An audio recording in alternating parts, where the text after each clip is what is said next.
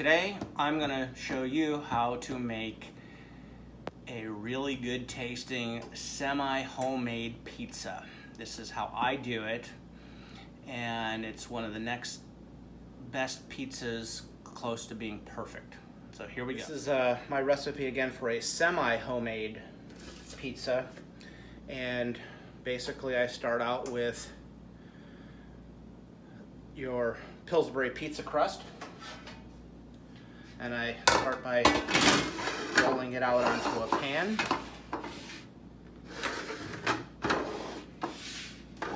I first coating my pan with some nonstick spray. This is olive oil Pam. You can also use regular olive oil. I did that for many years. And basically you roll out the dough. Take a pizza cutter and kind of trim off the edges to make it a little more round.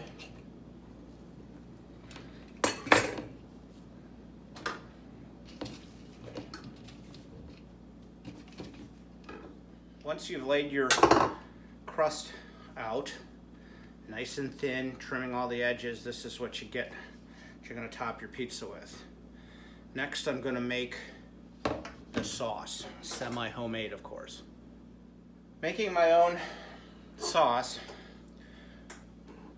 I basically start with some Chef Boyardee pizza sauce. This is the sauce that I used to use when I was a kid with those Chef Boyardee pizza kits. They still sell those in the grocery stores, and so I basically will pour that into a bowl.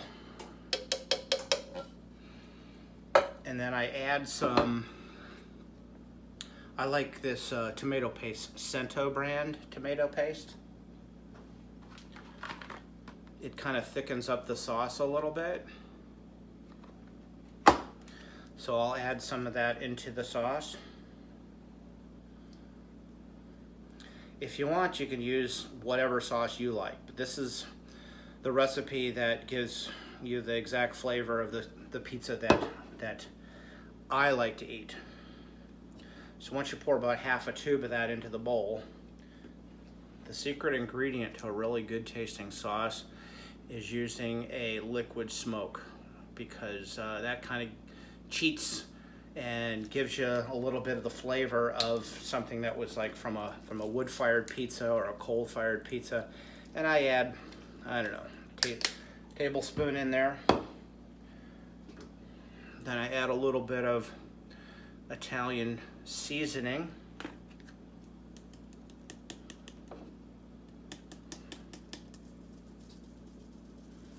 However much you like. There's no rules. I take a little bit of, I have one of these pepper grinder things, and I'll grind a little pepper into that. Just grind some pepper.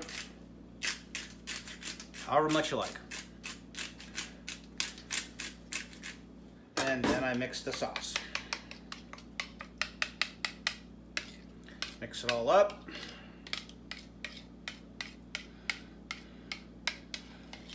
And the sauce is ready to go. Next step is the toppings. And I basically will use over-the-counter grocery store lunch meats. My favorite pizza is a salami and ham pizza. And what I do is I'll take the salami and I cut it with the pizza cutter. I'll cut it into triangles.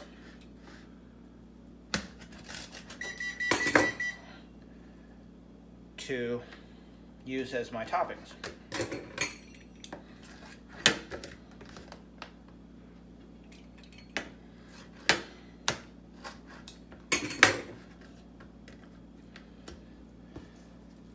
And my other topping that I use, I get some fresh basil from the grocery store, and I like a lot of basil. It makes the pizza taste really sweet, and I can't eat pizza without any fresh basil.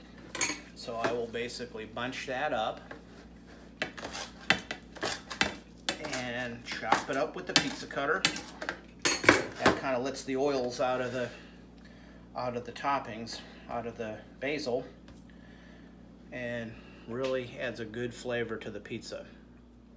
Now, the cheese I use for the pizza, I use fresh ball mozzarella cheese.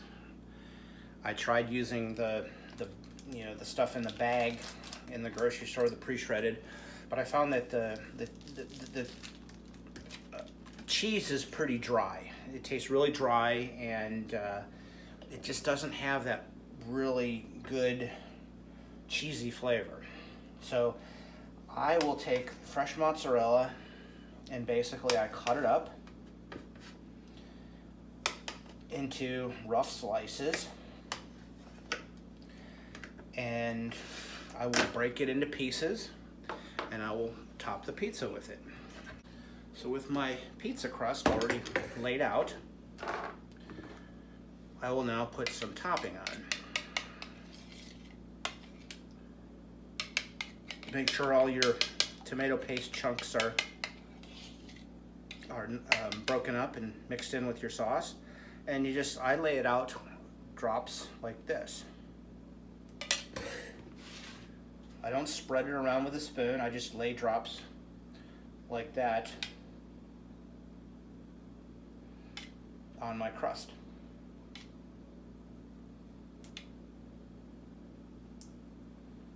However much sauce you want, that's up to you. Again, whatever type sauce you like to use, you want to make your own fresh sauce with tomatoes and all the fresh ingredients, knock yourself out. But this is kind of a quick down and dirty way of doing it. So now I take my mozzarella cheese, and basically I will drop the chunks right on top of the pizza, right in between all the spots where I dropped the sauce in. We're going to let the heat do the work here in the oven and let all that blend in using the heat of the oven. So now I will take my toppings that I sliced and put that on the pizza.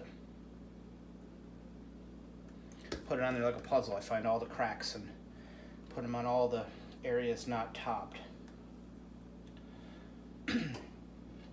Putting your sauce on using the dots like that, what happens is it helps the crust crisp up a little bit on the top side, because one of the biggest challenges of making pizza, of course, is getting a really good crust. But this helps it crust up on the top side a little bit, crisp up a little bit before it starts to spread out all over the pizza. Put my ham.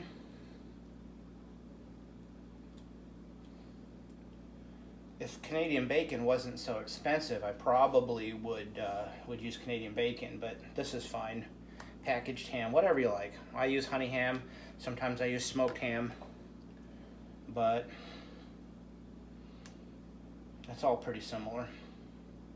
If you want to put sausage on there, knock yourself out. Put sausage. You want to put vegetables, mushrooms, onions.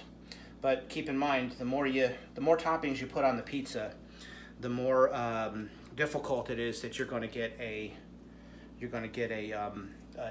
good crisp crust, because all them toppings are going to want to seep through the top of the crust and make your crust bottom a bit soggy. So there's my basil, and to complete the topping, I like to use a grated Parmesan, a real grated type Parmesan. I like using Parmigiano Reggiano. It's really, really good. I watched that on the food cooking shows. That's the best. But again, in a pinch, you don't want to take the time to buy one of those cheese triangles. You basically buy something that's pre-shredded, and I finish it off with a good layer of fresh shredded Parmesan. Okay, so we have a pizza that is ready to go in the oven, and I will set my oven to about 450 degrees, 455, and I'm going to put that into the oven. Now, I have a little bit of a process that I use when I put that into the oven, and that's not the pan that this pizza is going to finish up on. I'm going to show you how to get a really crisp crust after this pizza the crust starts to firm up a little bit. I'm going to transfer it to something else. I'm actually going to transfer it to this wire mesh, whatever you call it. And that's going to allow the heat of the oven, the heating elements of the oven, it's going to allow that to really get the bottom of the crust nice and brown. So in a couple minutes, we're going to transfer the pizza from that pan to this wire mesh. About halfway through the process with the pan, what I will do is make sure the pizza is not sticking. Now, if you would have put the olive oil or the non-stick cooking spray on there, then that will help prevent that from happening. But the crust is almost ready, it's almost firm enough to do the transfer to the wire mesh that I have right here. So that's another couple minutes away. All right, it's about time that we do the crucial transfer. The crust on the pan is firm enough now that we can do the transfer to the wire mesh. Now, for many years, I used to use a pizza stone, and those are perfect. But not too long ago, I ended up breaking my pizza stone, and I haven't found one yet to replace it. And I tried this wire mesh, and it's pretty good too. I had to make a little modifications to my technique. If you end up just putting that pizza there, direct heat, you're probably going to burn the crap out of the bottom of the crust. So I put that pan below it and the rack below it, and it still gets a lot of the radiant heat from the oven.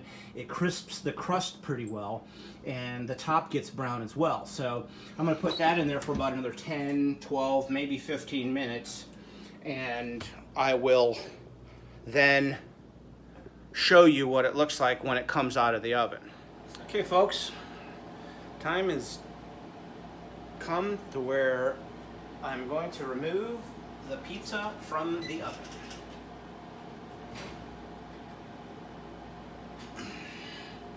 Now, I like my pizzas a little bit well done, and if you look at this, you're going to see the edges are pretty brown. I like it to where there's a little brownness on the cheese, and on the bottom, don't want to screw this up, you can see the bottom is very, very crispy. After the pizza has been let to cool for 5 to 10 minutes or so, the next step is to take the pizza and transfer it back to the original pan that it was on so you can cut it. Let's see how we did with our pizza. I'm gonna go ahead and cut it with my cutter. Cut mine into 6 pieces. This is a 16-inch pan, by the way.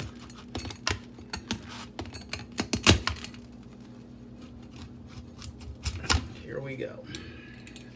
The moment of truth. You see that right there? See the bottom? It's very crispy. I just made a mess. Anyways, the center tends to be a little bit chewier, but as you work your way out, you can see the edges here. It becomes more and more crispy. The longer you leave it in the oven, if you cook it with a lower temperature, various factors can affect how the crust turns out for you. But I will guarantee if you cook your pizza this way, you're probably not going to make it any other way. Now, of course, there are some personal modifications that you could do. You can do your own sauces. If you cook with a pizza stone, that also offers a very consistent browning of the crust. And I'm probably going to move back to finding a pizza stone and go with that. But I will tell you, you're not going to find a much better tasting homemade pizza than this. And again, I like mine a little more brown, a little more well done, but I hope you try it, and bon appetit. Thank you, folks.